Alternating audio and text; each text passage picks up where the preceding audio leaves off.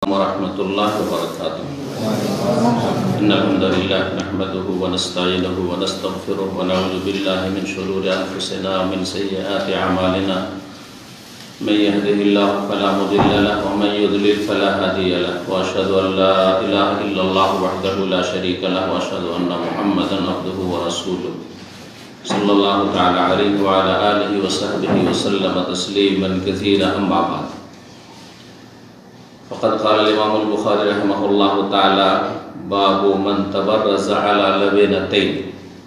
Qala haddatsana Abdullah bin Yusuf qala akhbarana Malik an Yahya bin Sa'id an Muhammad bin Yahya bin Hibban an ammihi Wasi' bin Hibban an Abdullah bin Umar annahu kana yaqul inna nasan yaqulun idza qa'adta ala hajatika fala tastaqbil al-qiblata wala baital maqdis.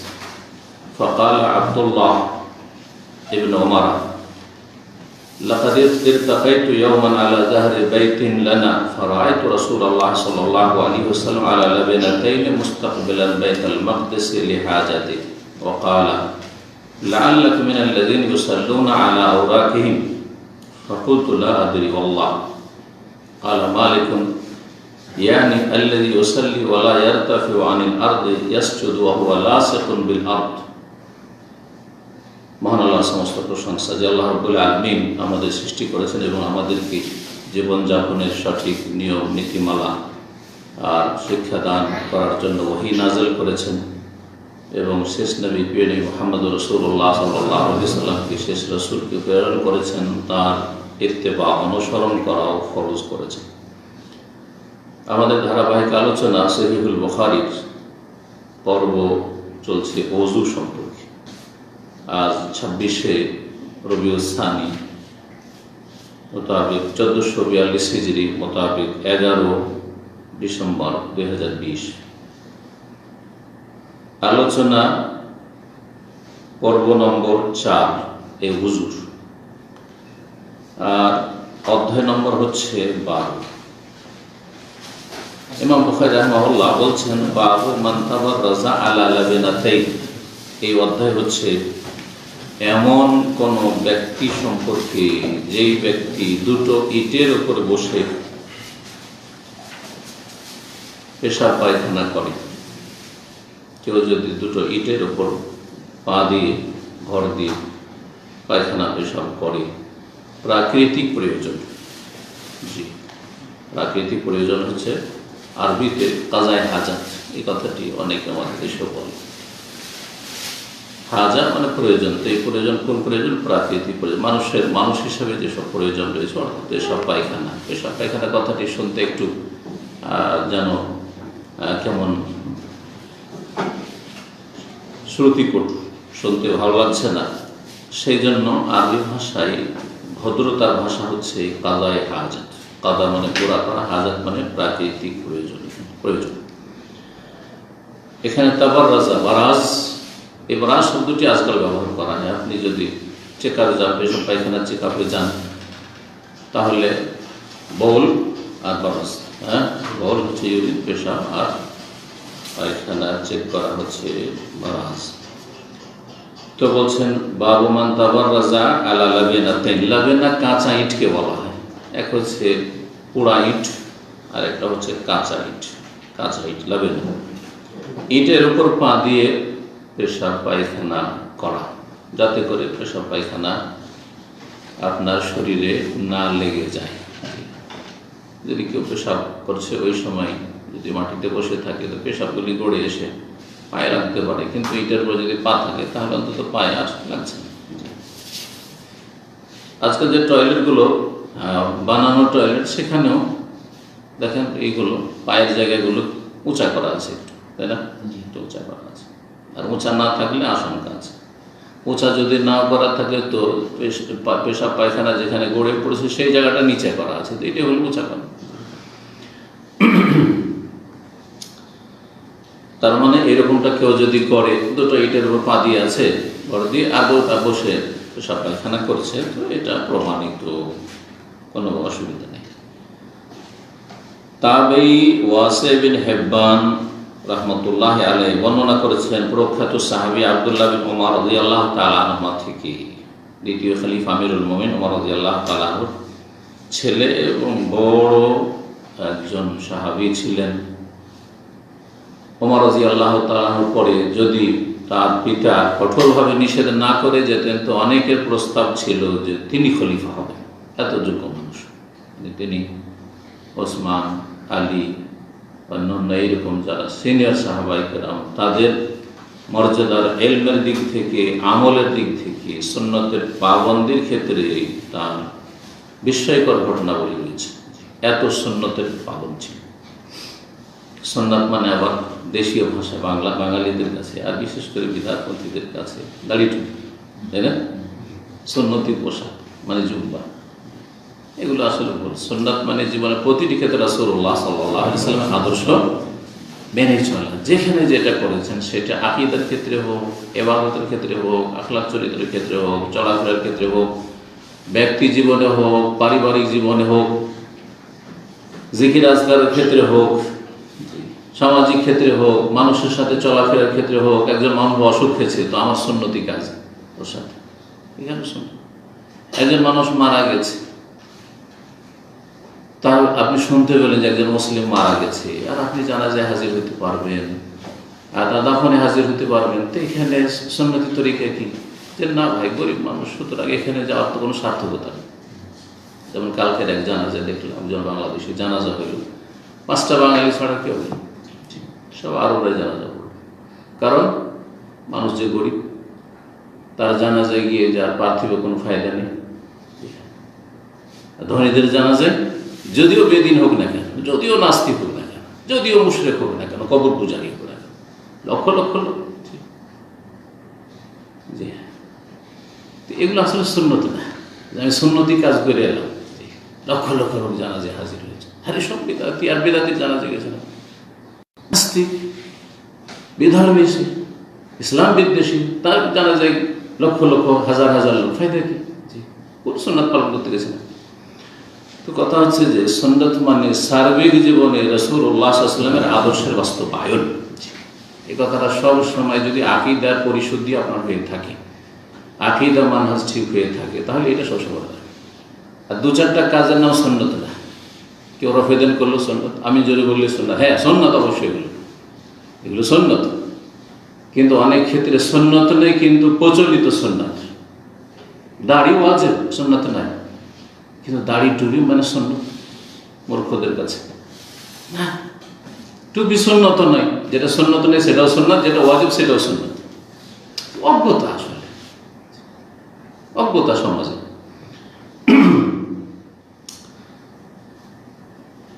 টুপি সুন্নাত নয় মানে এই কথা বলছে না যে টুপি ছাড়া চলাফেরা করেন। টুপি সমাজে ভদ্র পোশাক, ইসলামী পোশাক, নেক মানুষদের পরিচয়, ভালো মানুষদের পরিচয় আপনাদের সমাজে, সুতরাং করুন।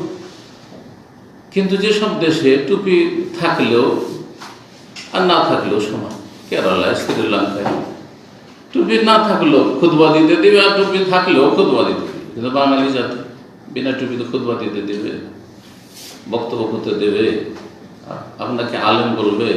একটা মূর্খের মাথায় যদি টুপি থাকার মুখে দাঁড়িয়ে থাকে তো ও হচ্ছে হুজুর। কেমন আছেন? আল্লামা সাহেব, সব আল্লাহ, এখন হুজুর না, সব আল্লাহ দাড়ি টুপি থাকলে। আর যদি বড় থেকে বড় আলেম হয় আর মাথায় টুপি না থাকে তো সমাজেও মূর্খ লোক। কি আছে, কোন এলিম আছে, পরিচয় আছে। তা আপনার সমাজে যেমন তেমন চলে, এটা প্রশংসনীয়, ভালো জিনিস অবশ্যই, কিন্তু ভালো হইলেই যে স্যার সুন্নাত তা মোটেই না। ভালো পোশাক প্রশংসনীয়, কিন্তু ভালো পোশাক সুন্নাত। হ্যাঁ, প্যান্ট শার্ট পরলে সুন্নতের খেলাফ পোশাক হয়ে গেল।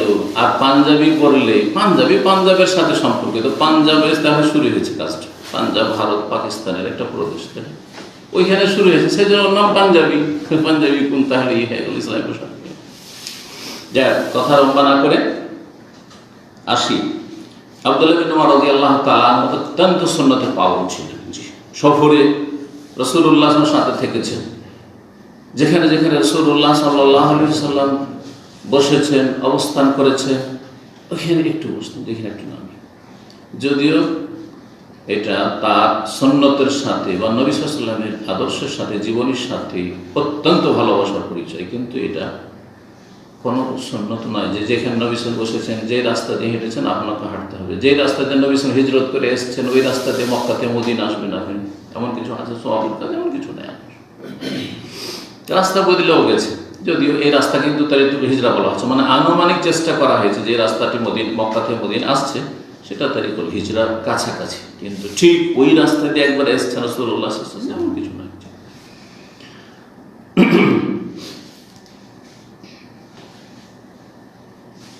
আন্নাহু কানা ইয়াকুল, আব্দুল্লাহ ইবনে উমর রাদিয়াল্লাহু তাআলা বলতেন, ইন্নান নাসান ইয়াকুলুন, কিছু মানুষরা আছে যারা বলে, কি বলে, ইযা কা'আতা আলা হাজাতিকা, যখন তোমার প্রাকৃতিক প্রয়োজন পুরা করার জন্য বসবে, তার মানে পায়খানা পেশাবে বসবে, ফালা তাস্তাকবিরিল কিবলাতা ওয়ালা বাইতুল মাকদিস, তখন তুমি কিবলার সামনে করবে না আর বাইতুল মুকাদ্দাসকে বা বাইতুল মাকদিসকে সামনে করবে না। বাইতুল মুকাদ্দাস বলতে পারেন অথবা বাইতুল মাকদিসও বলতে পারেন, বাইতুল মুকাদ্দাস নয়। তিন রকম বলার প্রচলন আছে, দুটো ঠিক একটা ভুল। বাইতুল মুকাদ্দাস পবিত্র, যাকে আল্লাহ পবিত্র করেছেন, আর না হয় বাইতুল মাকদিস জারফে মাকান, মাকদিস যারা হায়দ্রাবাদ থেকে মদরিব, জি জারফে জামান বা মাকান, জারফে সেগা মাকদিস বলবেন, কিন্তু বাইতুল মুকাদ্দিস পবিত্রকারী ঘর, না পবিত্রকারী না, ইসিম ফাইল না, ইসিম মফুল মুকাদ্দাস, আর না হইল মাকদিস জারফে মাকান। যারা আরবি গ্রামার বুঝে তাদের জন্য বললাম, দুটো উচ্চারণ ঠিক। আর আরেকটি যে প্রচলিত ভুল, ফাকাল আব্দুল্লাহ বিন ওমর, মানে লোকেরা বলে যে সামনে কিবলা করা যাবে না আর বাইতুল মুকাদ্দাসকেও সামনে করা যাবে না, বাইতুল মুকাদ্দাসকে সামনে করলে কিবলা পিছনে হবে, এটা লোকেরা বলে থাকে। সেটা অনেকের তখন সাহাবায়ে কেরামদের মত ছিল, সেটা ঘরে হোক আর বাইরে হোক, বিষয়টি সাহাবায়ে কেরামদের আমল থেকে ইখতিলাফ চলে আসছে, ঘরে হোক অথবা বাইরে হোক, অর্থাৎ বানা টয়লেটের ভিতরে হোক অথবা খোলা মাঠে হোক, পেশাব পায়খানায় কিবলা সামনে করা যাবে না। আর বাইতুল মুকাদ্দাসও সামনে করা, আর বাইতুল মুকাদ্দাস উত্তর দিকে মক্কা থেকে, কাবা থেকে, সুতরাং বাইতুল মুকাদ্দাসকে যদি সামনে করেন তো পেছনে হয়ে যাবে কিবলা, তো পেছনেও করা যাবে না, আগে পিছিয়ে করা যাবে না। আব্দুল্লাহ ইবনে উমর রাদিয়াল্লাহু তাআলা আনহুমা ইজতিহাদ এবং মত ছিল যেটা দলিলের দিক থেকে শক্তিশালী, এবং অধিকাংশ আইম্মা কেরামদের মতে এটি, ঘোর অধিকাংশ আইম্মা কেরামদের মতে এটি, যে ঘরে আর বাইরের পার্থক্য রয়েছে। আব্দুল্লাহ ইবনে উমর রাদিয়াল্লাহু তাআলা আনহু সাহাবায়ে কেরামদের মধ্যে তিনি শীর্ষস্থানীয় সাহাবী, যার মত ছিল যে ঘরে হলে কিবলা আগে পিছিয়ে গেলে অসুবিধা নেই, টয়লেট বানানো টয়লেটের ভিতরে, কারণ সেখানে বেয়াদবির কথা শুনতে হলে বেয়াদবিটা অত প্রকাশ পাচ্ছে না ঘরের ভিতরে। কিন্তু খোলা মাঠে আপনি পেশাব পায়খানা করছেন কিবলা সামনে করে, বেয়াদবিটা সুস্পষ্ট সামনে কিবলা, খোলা মাঠ, সেটা কিবলা দেখা যাক আর নাই দেখা যায়, আর যদি কিবলা দেখা যায় তাহলে আরও বেয়াদবি স্পষ্ট। সামনেও করা যাবে, পেছনে করা যাবে না। গত সপ্তাহে বলেছিলাম তৃতীয় আরেকটি মত হচ্ছে যে সামনে করা যাবে না কিন্তু পেছনে করা যাবে। তো অধিক সতর্কতা কিসে রয়েছে? হ্যাঁ, গত সপ্তাহে যারা ছিলেন যে আগে পেছনে কোনোটাই করবেন না, আর সেটা ঘরেও করবেন না আর বাইরেও করবেন না। এই মতটি ছিল আবু আইয়ুব আনসারী রাদিয়াল্লাহু তাআলা আনহু প্রখ্যাত সাহাবী। তিনি যেহেতু এই হাদিসের বর্ণনাকারী, আর যে তোমরা যখন পেশাব পায়খানায় পূরণ করবে তখন ফালা তাস্তাকবিরুল কিবলাতা বিগায়াতিন ওয়ালা বাউলিন ওয়ালা তাস্তাদবিরুহা ওয়ালাকিন শাররিকু ওয়ালাকিন, বদর হাদিস, এই হাদিসটি ছিল। তো তার মত ছিল যে ঘরেও চলবে না, বাইরেও চলবে না। আর এই ইখতিলাফ তারপরে ফুকাহা কেরামদের মাঝে চলে আসে। ইমাম আবু হানিফা রাহিমাহুল্লাহর মাযহাবে ঘরে হোক আর বাইরে হোক, সামনে হোক আর পিছনে হোক, কোনোটাই চলবে না। অনেক আহলে হাদিস উলামায়ে কেরাম বলছেন যে এটাই ঠিক, অথবা এইটাতে রয়েছে অধিক সতর্কতা। আমার মত হচ্ছে এটাতে রয়েছে অধিক আপনার তাকওয়া পরহেজগার সতর্কতা। যখন ঘর বানাবেন, টয়লেট বানাবেন, তখন আপনি এমন করে বানাবেন যাতে কিবলা সামনেও না করতে হয়, পেছনে না করতে হয়। কিন্তু যদি দেখেন যে আমার এইভাবে করতে হচ্ছে, তাহলে জায়েজ। অথবা কোথাও হোটেলে অথবা কারো বাড়িতে গেছেন, আপনি ইসলামিক সেন্টারে এসছেন, আর কিবলা যদি আমাদের এখানে কিবলামুখী হয়ে নেই আলহামদুলিল্লাহ, কিন্তু যদি বানানো থাকে তো জায়েজ, কারণ এরও পক্ষে দলিল আছে, দলিল আসছে। আজকে কয়েকবার করে হাদিসটা আসবে। ইবনে ওমর রাদিয়াল্লাহু তাআলা আনহু যে দেখেছেন এবং বর্ণনা করছেন সে আমলটি রাসূলুল্লাহ সাল্লাল্লাহু আলাইহি ওয়াসাল্লাম। এটি হচ্ছে ইমাম শাফিঈ রাহমাতুল্লাহির মত, যে ঘরে জায়েজ সামনে পিছনে করা, আর বাইরে জায়েজ নয়।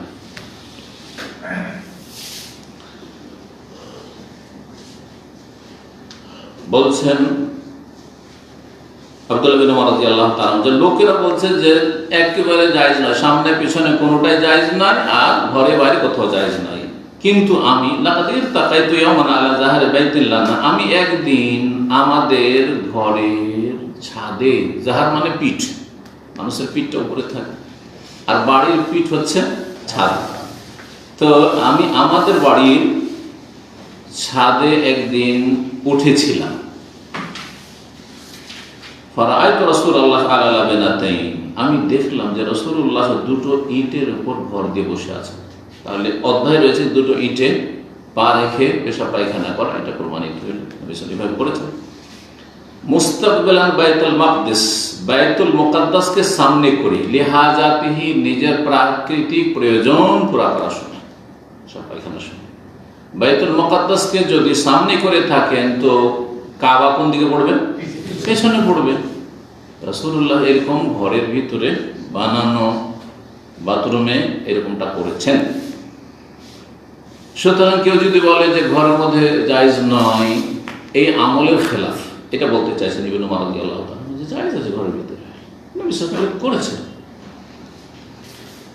যারা বলছেন যে না ঘরেও চলবে না, তারা এই হাদিসের উত্তর দিয়েছেন। একটি উত্তর হচ্ছে যে এটি রাসূলুল্লাহ সাল্লাল্লাহু আলাইহি ওয়াসাল্লামের কর্ম, আমল, আর আমলে সম্ভাবনা আছে যে হতে পারে রাসূলুল্লাহ সাল্লাল্লাহু আলাইহি ওয়াসাল্লাম এটি খাস বৈশিষ্ট্য, এটা অন্যদের জন্য নাও হতে পারে। কিন্তু বচন যদি থাকে, কওলি হাদিস, বাচনিক হাদিস যদি থাকে, যে নবী সাল্লাল্লাহু আলাইহি ওয়াসাল্লাম বলেছেন ফালা তাস্তাকবিলুল কিবলাতা বিগায়তিন ওয়ালা বাউলিন, পেশাব পায়খানা কিবলা সামনে পিছনে করিও না, ওয়ালা তাস্তাকবিরুহা, এই হাদিসটা আম। সুতরাং নবী সাল্লাল্লাহু আলাইহি ওয়াসাল্লামের কথাকে আমলের উপর আমরা কি করবো? অগ্রাধিকার দেব, তারজিহ। আরেকটি উত্তর তারা দিয়েছেন যে কেউ যদি কোনো জায়গাতে বাথরুম করে, পেশাব পায়খানায় আছে, সেই সময় হঠাৎ করে ইচ্ছাকৃত নজর দেওয়া হারাম, ঠিক না? ইচ্ছাকৃত নজর দেওয়া হারাম। আমাদের দেশে নদীর কিনারায় আর রেল লাইনের পাশে আপনাদের জানা আছে, যারা বসবাস করে এরা বেহায়া হয়ে যায়, ইল্লা মাশাআল্লাহ, এদের লজ্জা কমে যায় ধীরে ধীরে। একসময় বাথরুমের খুব অভাব ছিল, এখন যদি খানিকটা সভ্য হতে শিখেছে, ইসলাম না জানলেও কিছুটা সভ্য হয়েছে, যে চলো একটা বাথরুম বানাই। বাইরে এরকম রাস্তাঘাটে, রাস্তার পাশে, রোডের পাশে অথবা রেলের পাশে, নদীর কিনারায়, নদীর পাড়ে পেশাব পায়খানা করছে, আর মানুষ পাশ দিয়ে রাস্তা আছে চলাচল করছে, বা গাড়ি চলছে, ট্রেন বাস চলছে,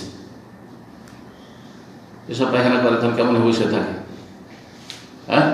কেমন বসে থাকে? মাথা নিচে, মানে চোখে চোখে না দেখা গেল, কে কি দেখছে দেখুক, তাই না? ঝাল মূর্খতা আসলে। আসলে এই নয় যে আপনার চোখে চোখে নজর পড়ে গেল, লজ্জা পড়ে গেলেন, না না, আসল হচ্ছে যে আপনার কোনো মানুষের চোখের সামনে লজ্জায় স্থান উন্মুক্ত করা খোলা হারাম, কাবিরা গুনাহ, পুরুষ হোক আর নারী, কাবিরা গুনাহ যে কেউ লজ্জায় স্থান খুলবে অন্যের সামনে। লজ্জায় স্থান বলতে সামনে এবং পিছনটা, রানের ক্ষেত্রে না, কাবিরা গুনাহ নয়, রান প্রয়োজনে খোলা যেতে পারে, নবী সাল্লাল্লাহু আলাইহি ওয়াসাল্লাম থেকে প্রমাণিত রয়েছে। রানটা হচ্ছে আওরাত, কিন্তু এই আওরাত খাফিফ, হালকা, ঢেকে রাখা ভালো, উচিত, কিন্তু মাঝে মধ্যে প্রয়োজনে রান খুলতে পারেন। আমাদের দেশের চাষিরা রান খোলে না, বা কাজ করার জন্য কাপড় ছাড়ে না, কাঁচা বানায়। হ্যাঁ,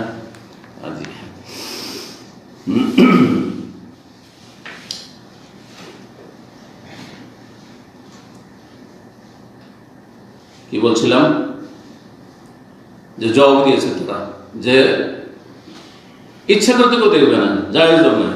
অনিচ্ছাকৃত যখন নজর পড়ে, নজর যদি কারোর পড়ে যায় যে পেশাব পায়খানা করছে, আপনি তাকিয়ে থাকবেন?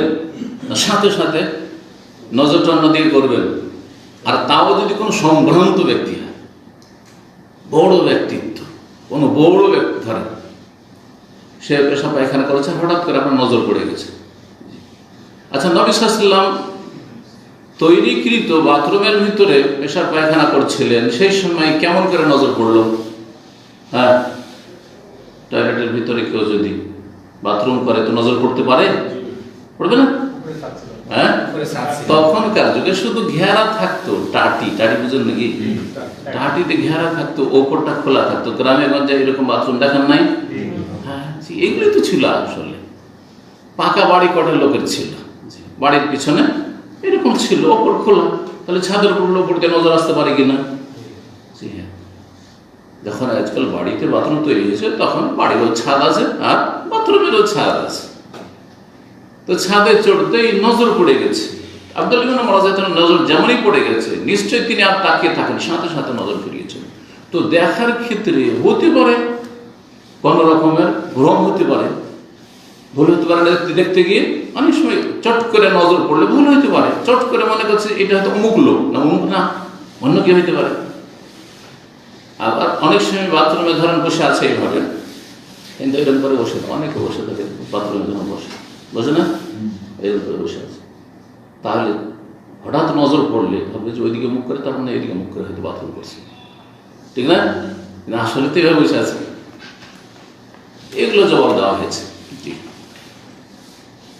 আর যারা বলছেন না ঘরের ভিতরে জায়েজ আর বাইরে জায়েজ নাই, আপনি করেন না তো সেটা আলাদা, কিন্তু জায়েজ ঘরের ভিতরে, আর এটাই শক্তিশালী। কিন্তু তারা উত্তর কি দিয়েছে? ওই হাদিস আবু আইয়ুব আনসারী রাদিয়াল্লাহু তাআলা আনহু হাদিসের বর্ণিত হাদিসের, সেই হাদিসের উত্তর হচ্ছে সেটা হাদিস আম, এটা হচ্ছে খাস। দুটো হাদিসের সমন্বয় করে ওই হাদিসে আছে যে কিবলাকে তোমরা সামনে পিছনে করিও না, বলা হয়নি ঘরে না বাইরে, আম হাদিস। আর এই হাদিসে রাসূলুল্লাহ সাল্লাল্লাহু আলাইহি ওয়াসাল্লামের আমল খাস করে দিচ্ছে যে ঘরের ভিতরে রাসূলুল্লাহ সাল্লাল্লাহু আলাইহি ওয়াসাল্লাম কিবলাকে পিছনে করেছেন, বাইতুল মুকাদ্দাসকে সামনে করেছেন। সুতরাং দুটোর উপরে আমল করতে হইলে আমরা বলতে হয় যে বাইরের ক্ষেত্রে আবু আইয়ুব আনসারী রাদিয়াল্লাহু আনহু বর্ণিত হাদিস ফিট করব, আমল করব এটার উপর। আর ঘরের ক্ষেত্রে বানানো বাথরুমের ক্ষেত্রে আব্দুল্লাহ বিন ওমর রাদিয়াল্লাহু তাআলা আনহু এই হাদিসের উপর আমল করব, যেটাতে নবী সাল্লাল্লাহু আলাইহি ওয়াসাল্লামের আমল বর্ণনা করেছেন।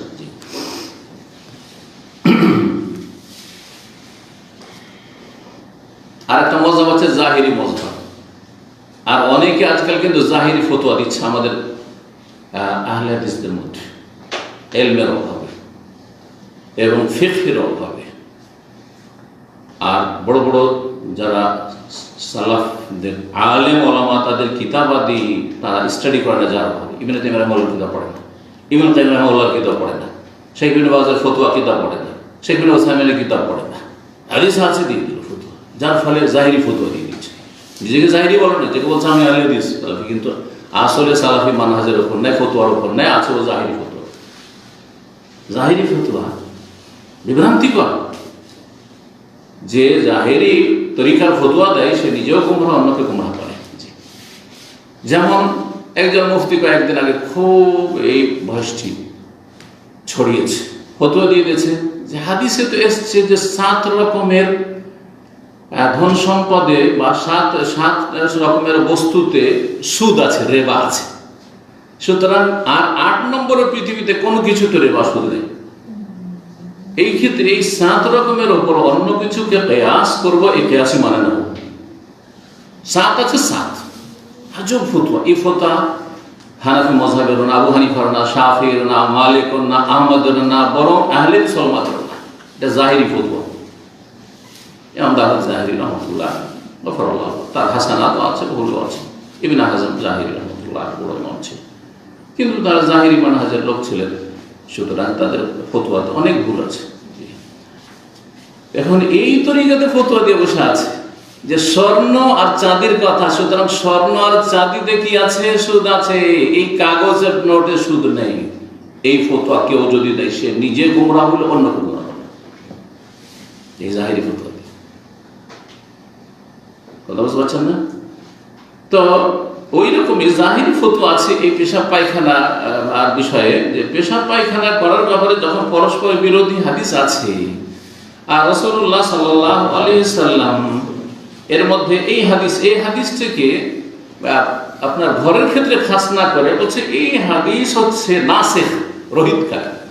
যে হাদিসে রাসূলুল্লাহ সাল্লাল্লাহু আলাইহি সাল্লামের আমল, যে তিনি কি করেছেন, কিবলাকে পিছনে করে বাথরুম করেছেন, তাহলে এটা রহিতকারী হাদিস। আর আবু আইয়ুব আনসারী হাদিস হচ্ছে মানসুখ। সুতরাং ঘরে হোক বাইরে হোক সব জায়গায় কিবলামুখী, কিবলা পিছনে করে পেশাব পায়খানা করা জায়েজ। দিল ফতোয়া, ভুল ফতোয়া, ভুল ফতোয়া।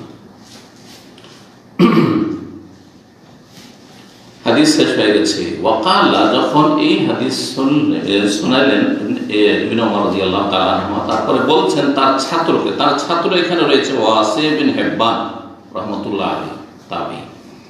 তাকে বলছেন, তার ধারণা এরকম ছিল যে আপনার পেশাব পায়খানাতে বসলে ঘরে হোক বাইরে হোক কোনো জায়গাতে কেবল মুখে হওয়া যাবে না, কেবল পিছনে করা যাবে না।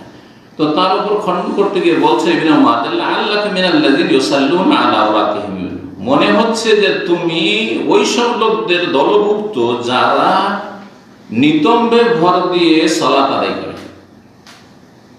পাছায় ভর দিয়ে, সহজ ভাষায় ওরা ওয়ারিকের পাছাকে মাটিতে লাগিয়ে দিয়ে যারা সিজদা করে, সালাত আদায় করে, তাদের দলের লোক নাকি তুমি, মনে হচ্ছে এরকম। এটা বলার উদ্দেশ্য কি? হাফেজ ইবনে হাজার রাহমাতুল্লাহ আলাইহি এই সহিহ বুখারীর যে বিশাল ভাষ্য 12 খণ্ডে রয়েছে ফাথুল বারী, তাতে তিনি নকল করেছেন উক্তিগুলি বা এর ব্যাখ্যাগুলি। তাতে ইমাম কেরমানি রহমতুল্লাহ তার একটি সহিহ বুখারীর শারহ রয়েছে, ভাষ্য রয়েছে। ইমাম কেরমানি রহমতুল্লাহ যে ব্যাখ্যা করেছে সেটা হচ্ছে যে এখানে উদ্দেশ্য হচ্ছে তার অজ্ঞতা বর্ণনা করা, যে এক শ্রেণীর মূর্খ লোকের আছে যারা ভুল তরিকায় সালাত পড়ে। সেটা হচ্ছে সালাতে তারা নিতম্বকে একবারে মাটিতে লাগিয়ে দিয়ে আর হাতকে মাটিতে রেখে একবারে গুড়িসুড়ি হয়ে তারা সিজদা করে। এই হানাফি মহিলাদের নামাজ, হানাফি মহিলাদের নামাজ, জি হ্যাঁ, এই হানাফি মহিলাদের নামাজটি সহিহ হাদিস বিরোধী নামাজ। যে মহিলা এবং পুরুষের নামাজে পার্থক্য রয়েছে 14 রকম, আর তার একটা পার্থক্য হচ্ছে সিজদা করে তখন নিতম্বকে একবারে মাটির সাথে লাগিয়ে দিবে, হ্যাঁ, অধিক পর্দার জন্য। আরে অধিক পর্দা তুমি নিজের খেয়াল খুশি করতে নিয়ে আসবে, নবীর তরিকা নিয়ে আসতে হবে। নবী সাল্লাল্লাহু আলাইহি ওয়াসাল্লাম সাল্লু কামা রাআইতুমুনি উসাল্লি, তোমরা সালাত আদায় করো যেমন আমাকে সালাত আদায় করতে দেখলে, সে পুরুষ হোক আর নারী হোক।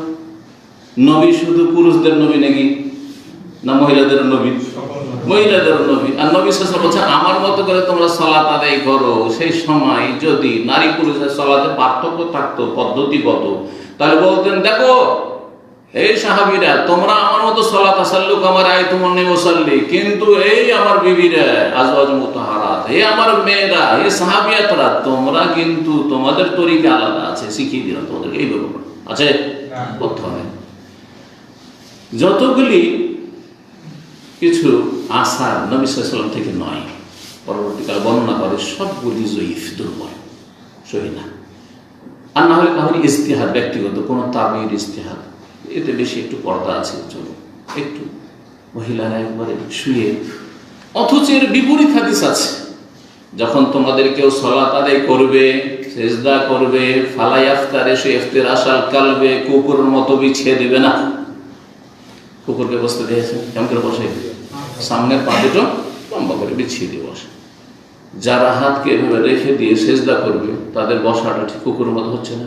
আচ্ছা, কুকুরের কথা কেমন বললেন? বিশেষ এমনি বলতেন যে হাত বিছিয়ে দিও না, কিন্তু ইফতিরাশাল কালবে, কুকুরের মতো বসিও না, কাকের মতো ঠোকর দিয়ে সালাত আদায় করিও না। এরকম বিভিন্ন পশু পাখির সাথে তুলনা করেছেন ভুল সালাতগুলি, ভুল নামাজগুলিকে।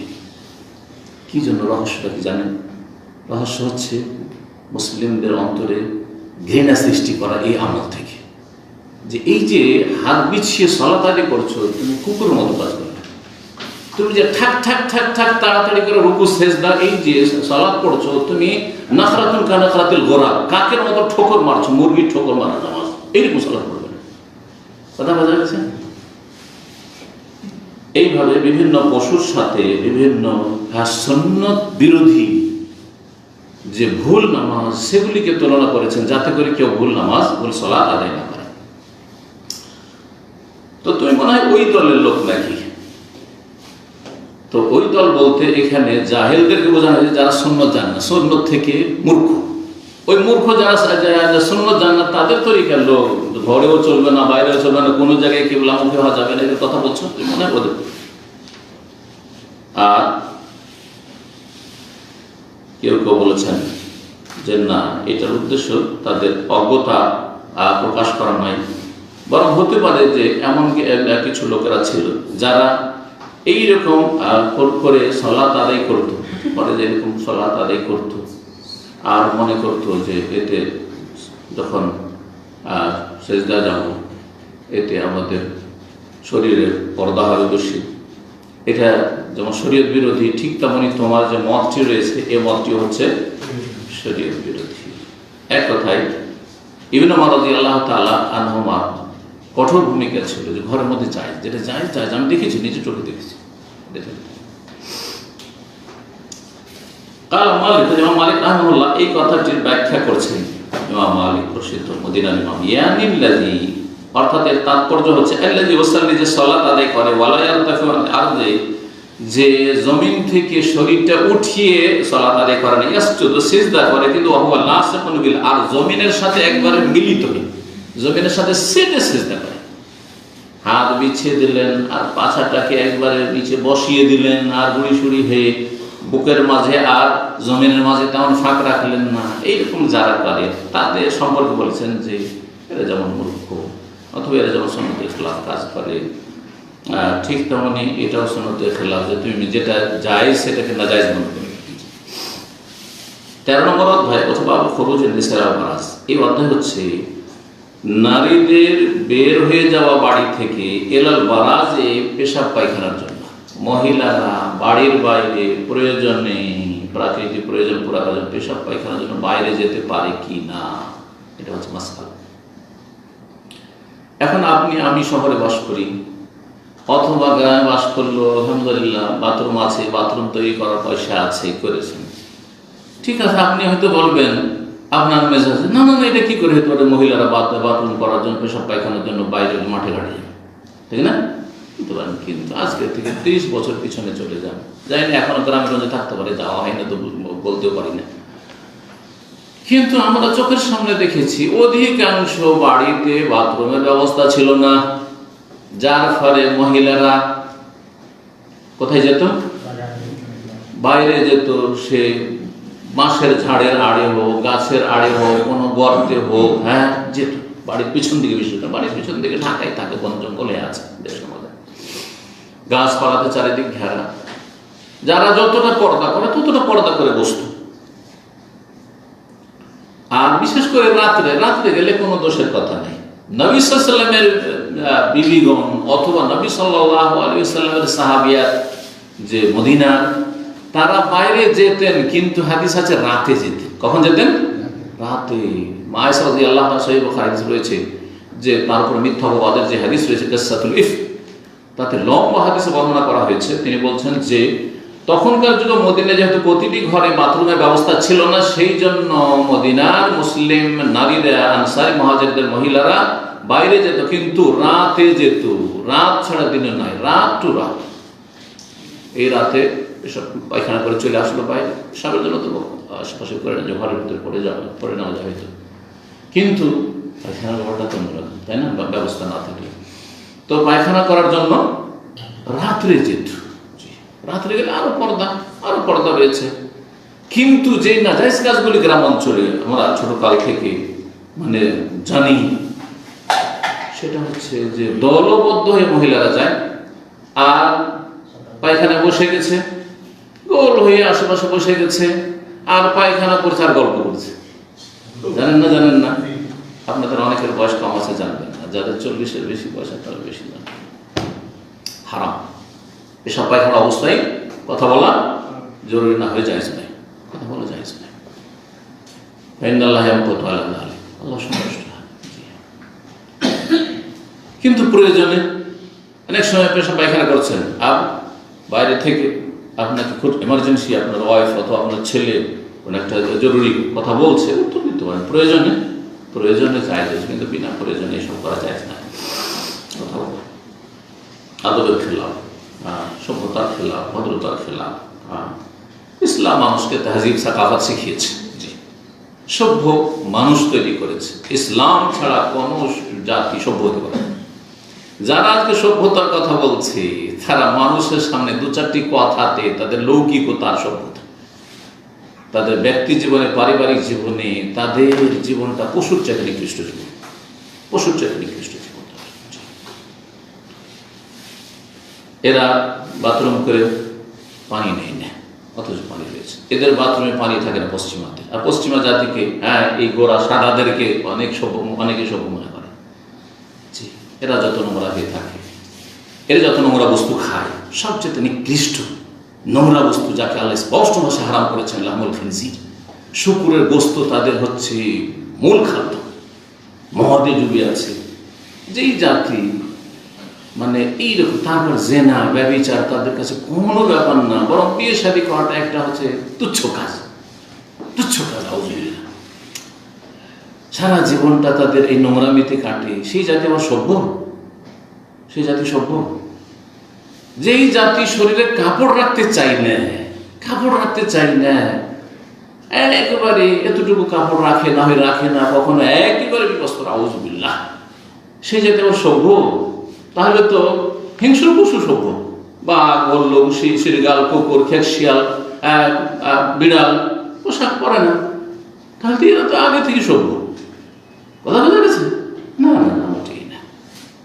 শরীর ঢেকে থেকে একজন মানুষকে যত সুন্দর লাগছে, আপনি কাপড় খুলে দেন, প্রথম জামাটা খুললেন, গেঞ্জি গায়ে দিয়ে খারাপ লাগছে, ছবি তুলেন, এমনি বুঝতে পারবেন না যে খারাপ লাগছে, আপনি বুঝতে পারবেন না, মনে হচ্ছে, ছবি তুলেন, দিয়ে দেখেন ছবিটা। আচ্ছা, আমি একটা আরো ছোট উদাহরণ দিচ্ছি, এটা পরীক্ষিত। পায়ে যদি মোজা না থাকে আর পায়ের ছবি আসে, দেখতে একবার বেশি লাগবে পায়ের ছবিটা, কিন্তু মোজা যদি থাকে দেখতে সুন্দর লাগবে। ঠিক কিনা? চিন্তা করে তাহলে বোঝা গেল যে পোশাকের জিনাত, আল্লাহ কোরআনটাকে জিনাত বলেছে। যেমন পর্দা আবরণ, তেমনি জিনাত। জি,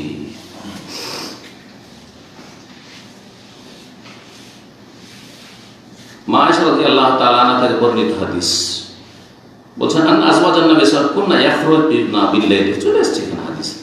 নবী সাল্লাল্লাহু আলাইহি ওয়াসাল্লামের বিবিগণ কুননা ইয়াখরুজনা বিল-লাইল, রাতে তারা বেরোতেন, রাত্রে যেতেন, দিনে না।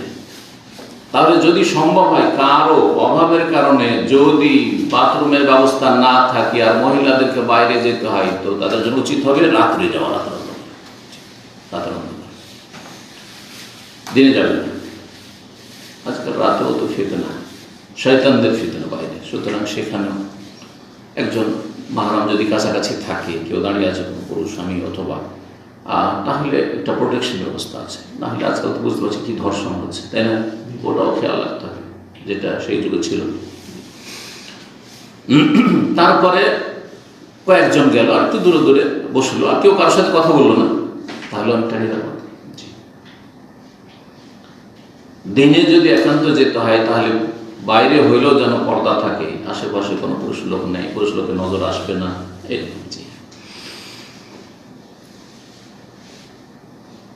রাতে তারা বেরোতেন। ইযা তাবাররাজান ইলাল মানাসি, যখন তারা পেশাব পায়খানার জন্য যেতেন, কোথায় বেরোতেন? ইয়াখরুজনা বিল-লাইল ইলাল মানাসি, মানাসে নামক এলাকায়। মানাসে নাসআ থেকে, নাসআ মানে হচ্ছে খালিস, খোলা ময়দান। এজন্য এর ব্যাখ্যা করেছে ওয়াহুয়া সাঈদুন আফিয়াহ। সাঈদুন মানে হচ্ছে ভূপৃষ্ঠ, এই যে মাটি, জমিন, খোলা মাঠ। আর আফিয়াহ মানে হচ্ছে ওয়াসি, আওসা, প্রশস্ত খোলা মাঠ। এটা কোন দিকে ছিল?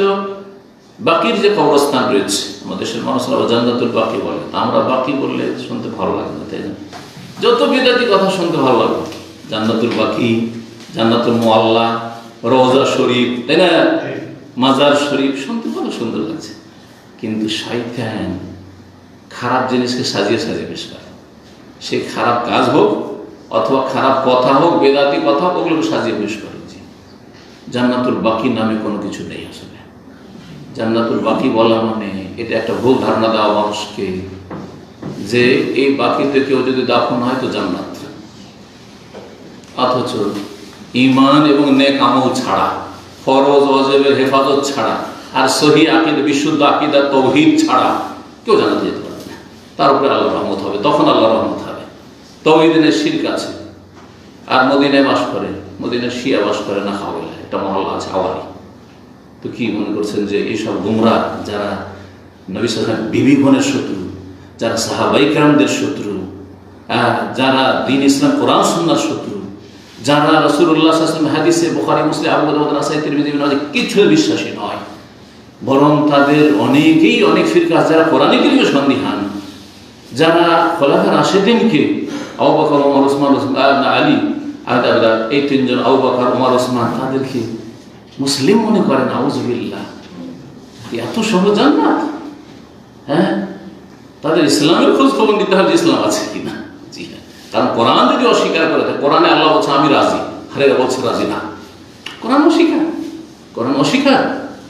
এত সহজ নয় যে বেদাতি আকীদা নেই, মদিনায় কবর নেওয়ার জন্য ভারত বাংলাদেশ থেকে অনেকে আসে, পয়সা অনেক বড় বড় আলেমরা এসছে, বেদাতি আলেমরা এসছে, মদিনায় কবর, মদিনা শরীফে কবর, জান্নাতুল বাকিতে বসে আছে, বছরকে বছর থাকছে। সুফি আকীদা নিয়ে, শিরকি আকীদা নিয়ে, বিদাতি আকীদা, হুলুল আর ওয়াহদাতুল উজুদের আকীদা নিয়ে, আর এখানে মক্কা মদিনায় মারা গেছে। জান্নাত এত সহজ? এত সহজ নয়।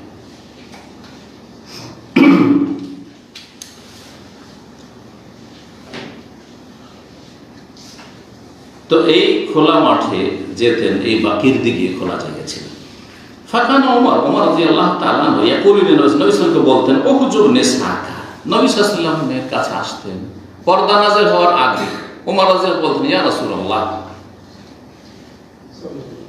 পর্দা করা উচিত। আমাকে ভালো লাগছে না যে আপনার বিবিদেরকে বড় ফাজের দেখবে, কারণ পর্দার হেজাবের বিধান নাযিল 6ষ্ঠ হিজরিতে, দেরি হয়ে নাযিল হয়েছে। মদিনা আসার পরে 5 বছর পর নাযিল হয়েছে। মক্কাতে পর্দার হুকুম যতদিন নাযিল হয় ততদিন পর্দার চেহারা ঢাকতো না মহিলারা, কারণ আল্লাহ হুকুম করেনি চেহারা ঢাকার, হাত ঢাকার, হাত চেহারা এগুলো খোলা থাকতো। কিন্তু যেমনই হিজাবের আয়াত নাযিল হলো, ইউদনিনা আলাইহিন্না মিন জালাবিবিহিন্না, এই আয়াত যখন সূরা আহজাবে নাযিল হইল, তখন নবী সাল্লাল্লাহু আলাইহি সাল্লামের বিবিগণ, তারপরে সাহাবিয়া সবাই তখন একটা চোখ খুলে, তখন তার পাতলাই কাপড় ছিল না, নেকাবের অবস্থা ছিল না, মোটা মোটা কাপড়, তখন ঘোমটা টেনে একটা চোখ দিয়ে রাস্তা দেখে, রাস্তার কিনারা কিনারা মহিলারা চোখ দেন। তো ওমর রাদিয়াল্লাহু তাআলা বেশ কিছু বিষয়ে তলব করতেন বা মন থেকে চাইতেন যে আল্লাহ এটা হইতো, আল্লাহ এটা হইতো। তার মধ্যে একটি ছিল হিজাব, পর্দা। আল্লাহ পর্দার বিধান তুমি নাযিল করে দাও, মহিলারা এরকম চেহারা করে চলাফেরা করবে, এটা ভালো লাগছে। আল্লাহ তার মতের অনুকূলে ওহী নাযিল করেছেন অনেক বিষয়, তার মধ্যে এটা একটি বিষয়, বেশ কিছু বিষয় ছিল। পর্দা নাযিল হওয়ার আগ পর্যন্ত বাইরে যেতেন, আর পর্দা নাযিল হওয়ার পরেও, যে ইফকের হাদিসে রয়েছে যে পর্দা নাযিল হওয়ার পরেও রাসূলুল্লাহ বিবিগণ রাতের বেলা মাঝে মধ্যে যেতেন, বাইরে যেতেন। 2-3 একসাথে গেলেন আর তাজা হাজাত করে আসলেন, কারণ বাড়িতে এরকম ব্যবস্থা অনেকের ছিল না। আপনার বিবিদের আপনি হেজাবের ব্যবস্থা করুন, হেজাবের নির্দেশ দিন। ফালাম ইয়াকুন রাসূল ইয়াফআল, কিন্তু রাসূলুল্লাহ সাল্লাল্লাহু আলাইহি ওয়াসাল্লাম এই কাজটি করতেন না। কেন করতেন না? শিথিলতা ছিল না, তিনি নিজে আগে বেড়ে কিছু করতেন না। অমায়ান্তিকু আনিল হাওয়া, সূরা নাস ভালো হচ্ছে, নিজের পক্ষ থেকে কোনো কথা বলতেন। আল্লাহ বলেনি চেহারা ঢাকতে, আমি কেন বলবো? এখনো তো হুকুম আসেনি। ধীরে ধীরে ইসলামী বিধানগুলি 23 বছরে নাযিল হয়েছে, একবারে নাযিল হয়নি। বড় হিকমত ছিল, কারণ কাফের মুশরিক 360টা মূর্তির পূজা করছে মক্কার অলিতে গলিতে, আর কাবার চারিদিকে 360টা মূর্তি। আর তাদেরকে যদি একবারে বলা হয় মদ হারাম, চেহারা খোলা হারাম, হ্যাঁ, এই 5 ওয়াক্ত তোমাকে সালাত পড়তে হবে, এই সিয়াম রাখতে হবে, এই যাকাত দিতে হবে, বলছি এতগুলি পারবে না, পাপ সব মুরতাদ হয়ে যেত, তাই না? মুসলমানই হতো না। আস্তে আস্তে আস্তে আস্তে আস্তে ইসলাম কমপ্লিট নাযিল হওয়ার পরে আস্তে আস্তে চলবে না। অর্থাৎ আপনি আজকে ইসলাম সেন্টারে এসেছেন, আর আপনি কোন একটা মাসলা জিজ্ঞাসা করছেন, যে মাসলাটা সালাতের মাসলা নয়, অন্য কিছু জিজ্ঞাসা করছেন। ধরেন আপনার বিবির চেহারার কথা বলছেন, আমি বলবো যে না, জায়েজ আছে না, কারণ ওহী নাযিল হয়েছে যে চেহারা রাখতে হবে, সুতরাং বলবো আপনাকে। যদি জিজ্ঞাসা করেন টাকনাটা ঢাকা যাবে কিনা কাপড় দিয়ে, না টাকনার উপরে রাখতে হবে, কি বলবো? আপনার জন্য চলবে বলবো নাকি? না, জায়েজ জায়েজ বলবো না, কারণ দিন কমপ্লিট হয়ে গেছে, আমার লোক আবার অবকাশ নেই হারাম বর্জনা গোপন করা, কথা বোঝা গেছে। কিন্তু আপনি যদি জিজ্ঞাসা না করেন তো আমি আগে আপনার টাকনার নিচেও কাপড় আর সিগারেটও খাচ্ছে, মুখ দিয়ে গন্ধ আসছে, আর শুনতে পেলাম যে তো নামাজও পড়ে না, তাহলে সবগুলি একসাথে বলবো না, সবগুলি। এটা হচ্ছে দাওয়ার হিকমত। দাওয়াতের কাছে কি দাড়িও নেই, প্রথম দিনই বলবো ভাই দাড়িটা রেখে আসি, বলবো না কি, কখন না, এটা তরিকা না, এটা দাওয়াতের হিকমত। কিন্তু আপনি যদি জিজ্ঞাসা করেন দাড়ি যে সে দাড়ির হুকুম কি, অবশ্যই বলবো যে আছে। আপনি জিজ্ঞাসা করে ফেলেছেন, আমাকে সহি কথা বলতেন না, কি আমাদের ভেসে যাবো। কিন্তু আপনি যদি জিজ্ঞাসা না করেন তাহলে আপনাকে দাড়ির দাওয়াত দেবো না। প্রথম কিসের দাওয়াত দেবো? তৌহিদ।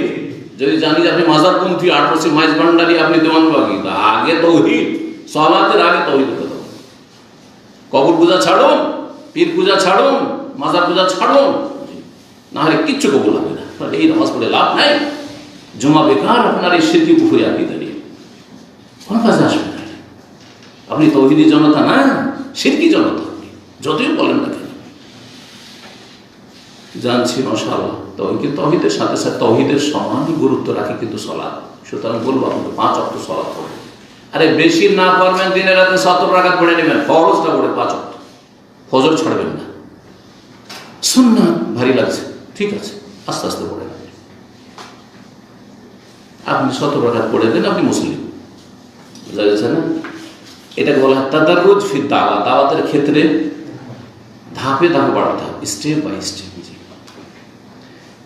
আপনি বেহায়া পরিবারের মেয়ে বিয়ে করে নিয়ে এসছেন, আর নিয়ে আসার পরে একবারে লাগাম টেনে ধরেছেন, কি করবে মহিলা? পালিয়ে গিয়ে কোনো খারাপ ছেলের সাথে পালিয়ে যাবে। কোন হুজুরের পাল্লাতে পড়েছিল, ঠিক না?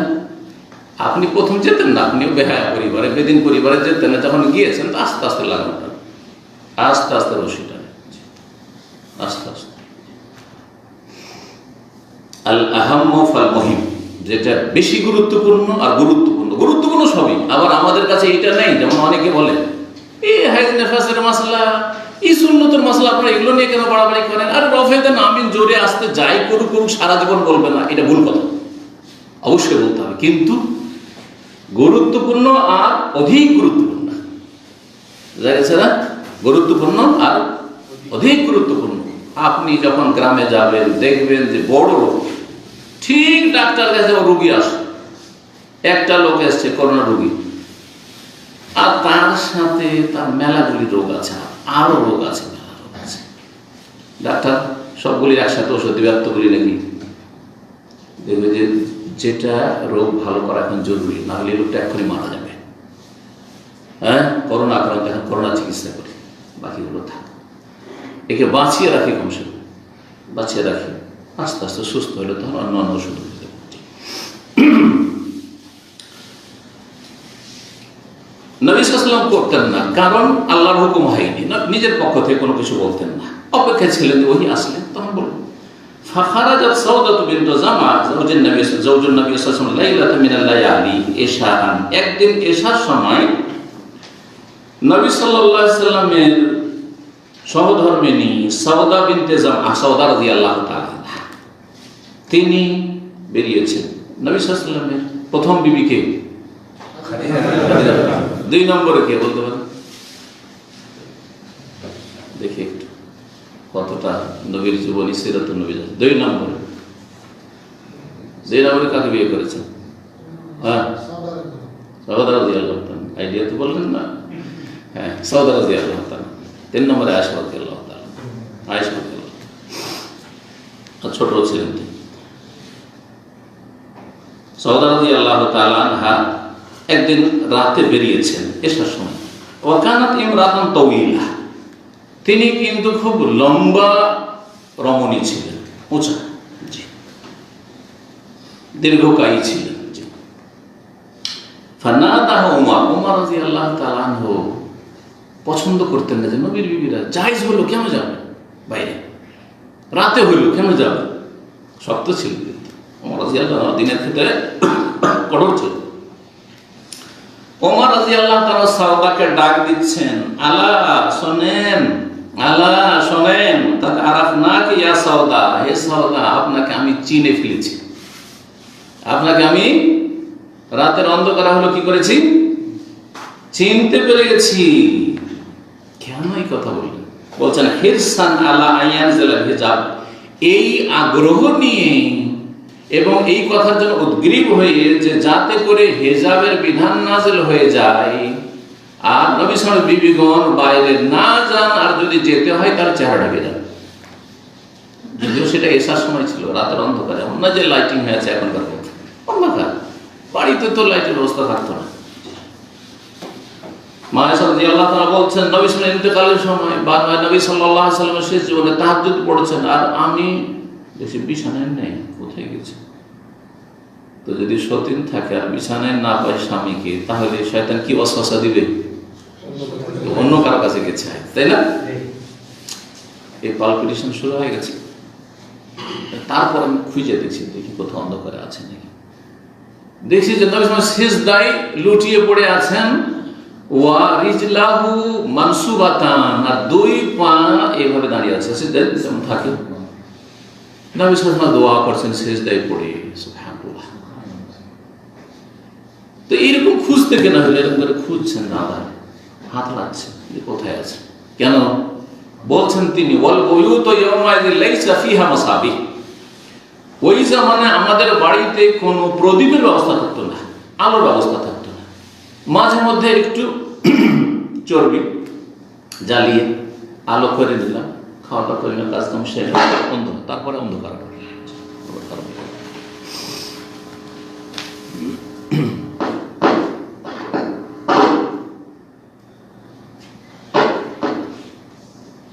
হেজাবের আশায় ওমর রাদিয়াল্লাহু তাআলা এই কথা বলেছে, ফাআনজালাল্লাহুল হিজাব, অতঃপর আল্লাহ হেজাবের বিধান নাযিল করলেন, হিজাবের বিধান নাযিল করলেন।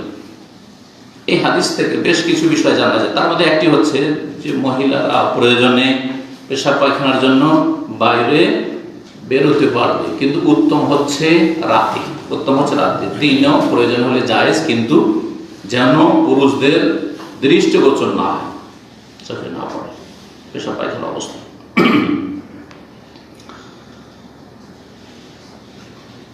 আর কি জানতে পারলেন দেখি?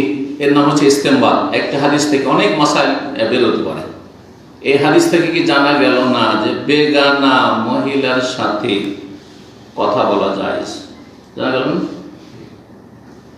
ওমর রাদিয়াল্লাহু তাআলা আনহু মাহরাম নন নবী সাল্লাল্লাহু আলাইহি বিবির জন্য, যদিও নবীর বিবিগণ সবাই উম্মতের মা, আমাদের মা তারও মা, ওয়াজওয়াজ উম্মাহাতুহুম, কিন্তু এই মা কোন দিক থেকে?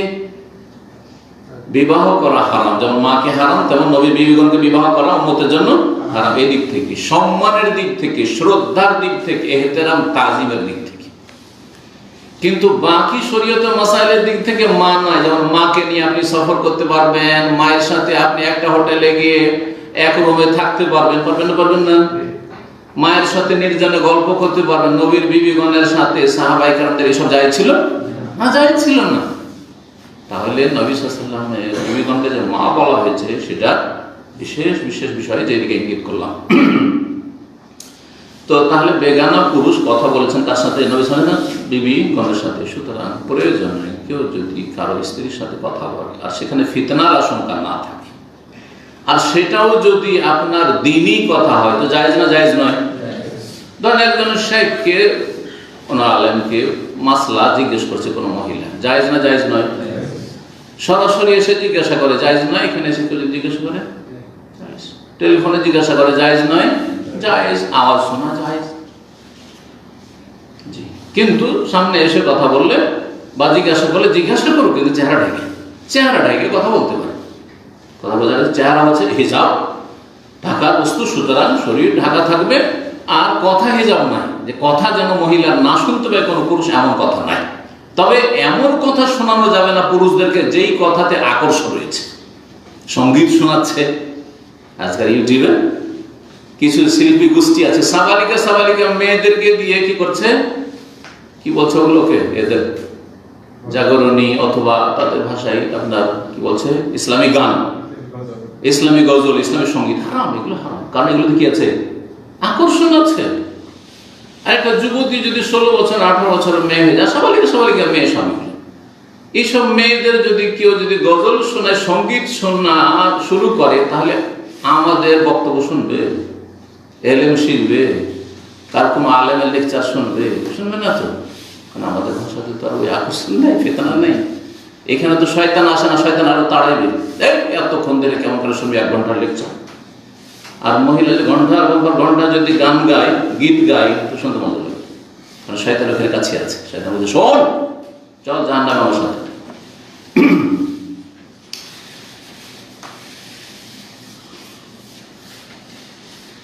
এই জন্যই কোরআন তেলাওয়াত, মহিলার কোরআন তেলাওয়াত,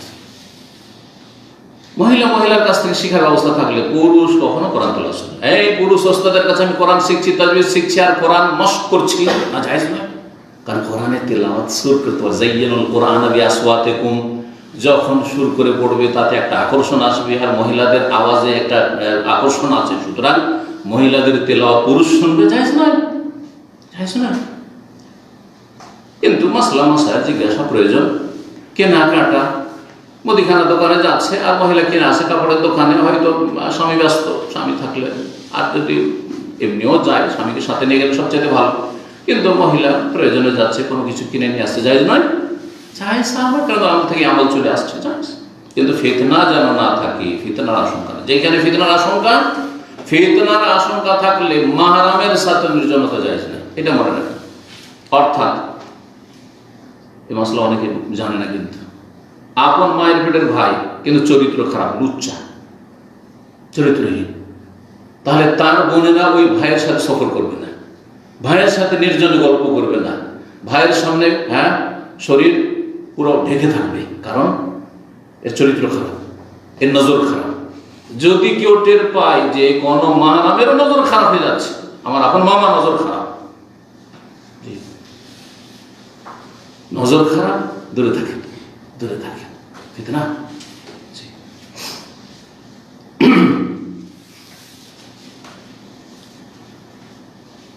এই হাদিস থেকে জানা গেল যে মাকেও নসিহতমূলক কথা বলতে গিয়ে একটু শক্ত করে বলা যায়।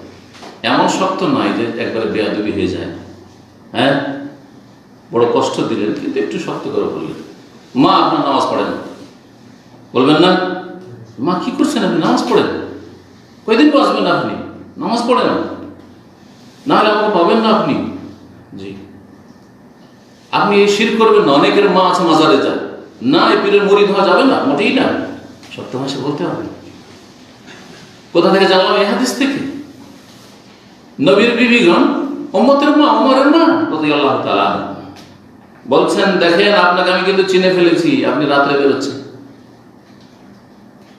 অর্থাৎ উদ্দেশ্য হচ্ছে যাতে বের না হন, যদিও জায়েজ কিন্তু অনুত্তম। বাড়ির ভিতরে যদি পেশাব পায়খানা পূরণ করে, কাজা হাজা করে, এটা উত্তম। মহিলা হোক আর পুরুষ হোক, বাইরে যাওয়া চাই। আল্লাহ হেজাবের বিধান নাযিল করে দিলেন। তারপর থেকে নবী সাল্লাল্লাহু আলাইহি ওয়াসাল্লাম বিবিগণ সবাই চেহারাটাকে চলাফেরা শুরু করলেন, তার সাহাবিয়ারা চেহারাটাকে চলাফেরা করলেন। আর এই সিলসিলা আলহামদুলিল্লাহ চলে আসছে। আর সৌদি আরবে আছে, দিনদার পরিবারগুলিতে আছে, কেউ ইবাদত হিসাবে পালন করছে, আর অধিকাংশই সেটা প্রথাগত পালন করছে। যারা ইবাদত হিসাবে চেহারা ঢাকছে, পর্দা করছে, তাদেরটা কিয়ামত পর্যন্ত টিকে থাকবে, কোনো শক্তি সেটা কেড়ে নিতে পারবে না। ইউরোপ আমেরিকা গেলেও চেহারা ঢাকবে, কাফেরদের মাঝে গেলেও চেহারা ঢাকবে, ভালো জায়গায় থাকলো, মন্দ জায়গায় থাকলো, কথা ঠিক না? কিন্তু যারা প্রথাগত করছে, দেশাচার, আরে সৌদি আরবে সবাই ঢাকছে, বাংলাদেশ থেকে অনেকে ভিজিটে নিয়ে আসছে, আপনার স্ত্রী এখানে এসে ঢাকা শুরু করেন, সবাই ঢাকছে, একাই তো লজ্জা লাগে চেহারা তুলতে। কিন্তু সে প্রথাগত করলো, দেশাচার করলো, তাহলে এই আদাত ইবাদত নাই, কোনো নেকিও পাবে না, আর এটা টিকসই হবে না। যেমন এখান থেকে এয়ারপোর্টে যাবে, সব খুলে ব্যাগে ভরে নেবে, করছে না অনেক মহিলা, সব খুলে ভরে নিচ্ছে। আমি যখন ইউরোপ গেলাম, লন্ডন গেলাম, অনেক মহিলা আমাদের সাথে জেদ্দা থেকে চাকলো, আর বিভিন্ন দেশের, তার মধ্যে আরব দেশেরও, বিভিন্ন আরব আশেপাশের বিভিন্ন দেশের, এক কথা এখান থেকে তো ফ্লাইট বিভিন্ন জায়গা থেকে আসে, তারপরে এখান থেকে ট্রানজিটে যায় পাকিস্তান থেকে। কিছু মহিলা দেখলাম, বেশিরভাগই তো সব চেহারা খোলা, দেখলাম যাচ্ছে, মুসলিম অথচ মহিলা, কিন্তু কিছু আছে চেহারা ঢেকে, এখান থেকে চেহারা ঢেকে উঠলো, যেমনই ফ্লাইট উড়ে গেছে আর তার উপরে সব চেহারা ঢেকে গেছে। ওখানে গিয়ে যখন ওই লাইনে লেগেছি, হ্যাঁ, ইমিগ্রেশনের জন্য, সেখানে চেহারা ঢাকা মহিলা খুঁজেই পাচ্ছি না, শুধু আমার ওয়াইফ ছাড়া মহিলা খুঁজে পাচ্ছে। একটা মহিলা আলহামদুলিল্লাহ পেলাম, আর একজন মহিলা যে চেহারা ঢেকে এখান থেকে জিদ্দা থেকে চেহারা ঢেকে দিচ্ছে, ওখানেও চেহারা ঢাকা। কথা হচ্ছে যে হেজাব একটা হচ্ছে ইবাদত, আর একটা হচ্ছে আদত, প্রথা, দেশাচার, অভ্যাস। অভ্যাস বদলানো যায়, কিন্তু ইবাদত বদলানো যায় না। আমার ইবাদত ঠিকই থাকে। সুতরাং আপনি যা কিছু করবেন ইবাদত হিসাব করবেন, নেকিও পাবেন এবং সেটা স্থায়ী হবে। যেটা আল্লাহর জন্য করছেন আপনি, দেহের জন্য করছেন আপনি, জান্নাতে যাওয়ার জন্য করছেন, জাহান্নাতে বাঁচার জন্য করছেন। এটা গরমেও করবেন আর শীতেও করবেন। কারণ যতই গরম হোক না কেন, সৌদি আরবের গরম অথবা গরম দেশের গরম, এসি নেই বাংলাদেশে, কত গরম, তারপর কুলনা আরো জাহান্নামা আসাদ, এর চাইতে অনেক গরম, অনেক তাপ থাকবে জাহান্নাম। সেই জাহান্নাম থেকে বাঁচার জন্য চেহারা রাখবো। ইবাদতের যেন হিজাব হয়, ইবাদতের কাজকর্ম হয়, দুনিয়ার সাথে যেন না। আল্লাহ যেন হেফাজত করে।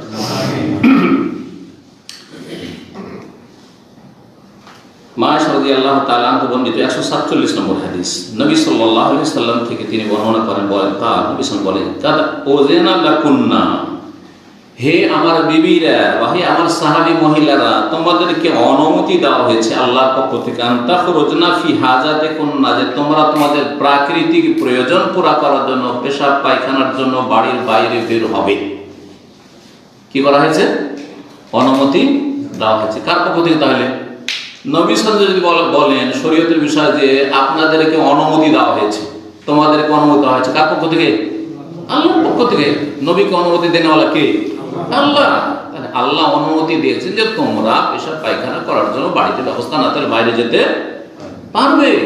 জি, এখনো পারবে, কিন্তু শর্ত হচ্ছে পর্দা, যেন বেহায়াবি পর্দা হয়ে নয়, রাস্তাতে যাওয়ার পথে, আসার পথে এবং পেশাব পায়খানা পুরা করার সময়, সেই সময় যেন কোনো পুরুষের নজর না আসে অথবা মহিলারও নজর না আসে। কারণ মহিলাকে দেখা যায় না। আবার আমাদের দেশে কিন্তু একটা অজ্ঞতা আছে, পুরুষরা পুরুষের সামনে কিন্তু খুব সতর্ক ঢাকে, কিন্তু মহিলার ক্ষেত্রে কিন্তু নির্লজ্জ। মহিলাদের সামনে শরীর খুলে দেওয়াটা খুব হালকা মনে করে। না, এটা নেই, একই রকম। যেমন একজন পুরুষ আরেকজন পুরুষের সামনে লজ্জা স্থান ঢাকা ফরজ, ঠিক তেমনি মহিলার সামনে লজ্জা স্থান ঢাকা ফরজ। কতটা খুলতে পারবেন চেহারা, মহিলার সামনে মাথা খুলতে পারবেন, এটা মহিলার সামনে যেমন আমরা খুলে থাকি। কিন্তু শরীরের আপনার যেগুলি আপনার ঢাকার বস্তু, যেগুলিতে ফিতনা রয়েছে, সেগুলি মহিলার সামনেও ঢাকবে। জি, বক্ষ ঢাকবে, পেট ঢাকবে, তারপরে আপনার নাভি থেকে নিয়ে হাঁটু পর্যন্ত ঢাকবে। হ্যাঁ, হাঁটুর নিচেটা পুরুষের সামনে খুলতে পারবে না, কিন্তু মহিলার সামনে হাঁটুর নিচে খুলতে পারবে। জি,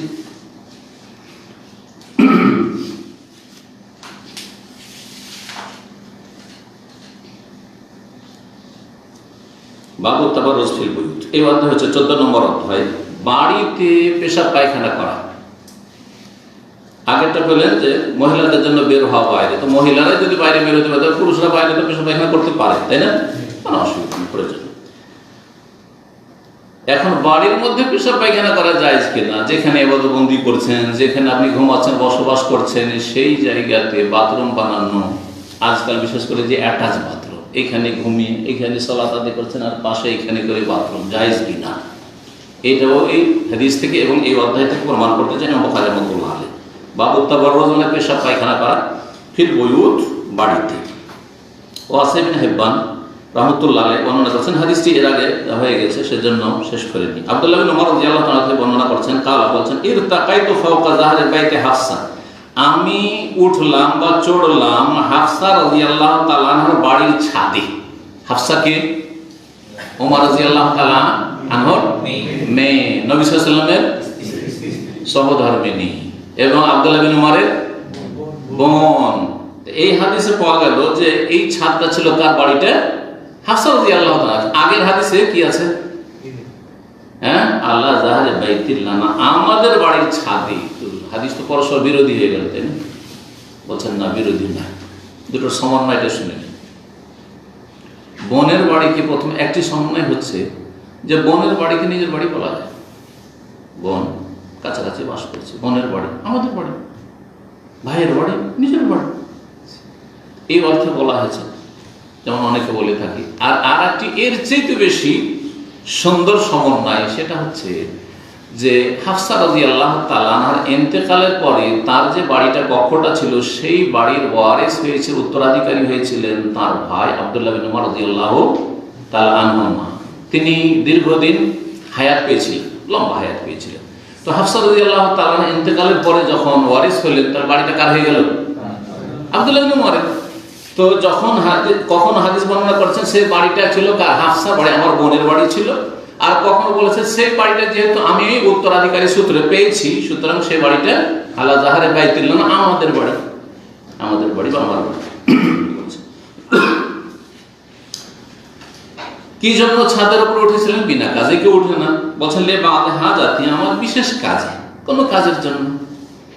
ফারাইতু রাসূলুল্লাহ সাল্লাল্লাহু আলাইহি ওয়াসাল্লাম, রাসূলুল্লাহ দেখেছিলাম ইয়াকদি হাজাত, তার প্রাকৃতিক প্রয়োজন পুরা করছিলেন, মানে পায়খানা করছিলেন। মুস্তাকবিরাল কিবলা, মুস্তাকবিরাল কিবলা, কিবলা পিছনে করে, মুস্তাকবিলা শাম, শাম দেশকে সামনে করে। আর শাম দেশেই ফিলিস্তিনে রয়েছে বাইতুল মাকদিস, সুতরাং ওই হাদিসের সাথেও মিল আছে। এখানে শাম বলা হয়েছে, ওখানে বাইতুল মাকদিস বা বাইতুল মুকাদ্দাস বলা হয়েছে। 149 নম্বর হাদিস, সেই হাদিসটি এই সেম হাদিস। ওয়াসিব বিন হিবান রাহমাতুল্লাহ আলাইহি বলছেন যে আন্না আব্দুল্লাহ বিন উমর রাদিয়াল্লাহু তাআলা আনহু আখবরাহু, আব্দুল্লাহ বিন উমর রাদিয়াল্লাহু তাআলা তাকে জানিয়েছেন যে লাকাদ যাহারতু যাতা ইয়াউমিন আলা যাহরি বাইতিনা, আমি একদিন উঠেছিলাম, যাতা ইয়াউম মানে একদিন, আলা যাহরি বাইতিনা আমাদের বাড়ির ছাদে, এখানে আসলে আমাদের বাড়ির ছাদে। ফারাইতু রাসূলুল্লাহ সাল্লাল্লাহু আলাইহি ওয়াসাল্লামকে দেখেছিলাম কায়দান আলা লাবাতান, দুটো কাঁচা ইটের উপর বসেছিলেন পা রেখে। মুস্তাকবিলা বাইতুল মাকদিসে, বাইতুল মাকদিসকে যেটা প্রথম কিবলা 16-17 মাসের কিন্তু কিবলা, মদিনা আসার পর রাসূলুল্লাহ সাল্লাল্লাহু আলাইহি ওয়াসাল্লাম আগের কিবলা ছিল দৈহিক। প্রথম মদিনা এসে নবী সাল্লাল্লাহু আলাইহি ওয়াসাল্লাম বাইতুল মুকাদ্দাসকে সামনে করে সালাত আদায় করেন। তারপরে কিবলার পরিবর্তন হয়েছে, যেটা সূরা বাকারাতে আল্লাহ বর্ণনা করেছেন, সায়াকুলু সুফাহু মিনান নাস মা ওয়াল্লাহু আন কিবলাতিহিম আল্লাতী কানু আলাইহা, তাহওয়িল কিবলার পরিবর্তনের কথা। বাইতুল মুকাদ্দাসের সামনে করে, তো বাইতুল মুকাদ্দাসকে সামনে করলে কাবা কোন দিকে হয়? পিছনে হয়। এইভাবে রাসূলুল্লাহ সাল্লাল্লাহু আলাইহি ওয়াসাল্লামকে দেখেছি। হাদিসগুলির ব্যাখ্যা বিস্তারিত এর আগে হয়ে গেছে। এখানে আজকের আলোচনা শেষ করছি। আল্লাহ রাব্বুল আলামিন যেন আমাদের নেক আমল কবুল করেন, আমাদের ইলম আমলে বরকত দান করেন, আমাদের হায়াতে রুজিতে বরকত দান করেন। যেসব ভাইরা এসেছেন অথবা অনলাইনে শুনছেন, শুনবেন, আল্লাহ সকলকে যেন উত্তম প্রতিদান দান করেন এবং তাদের সার্বিক জীবনে বরকত দান করে। সমস্ত বালা মুসিবত থেকে আল্লাহ যেন হেফাজত করেন। সারা বিশ্বের সমস্ত মুসলিম ভাই বোনদের আল্লাহ যেন হেফাজত করেন। সমস্ত ফিতনা থেকে বালা মুসিবত থেকে আল্লাহ যেন বাঁচিয়ে রাখেন। সুবহান রাব্বিকা রাব্বিল ইজ্জাতি আম্মা ইয়াসিফুন ওয়া সালামুন আলাল মুরসালিন ওয়া আলহামদুলিল্লাহি রাব্বিল আলামিন।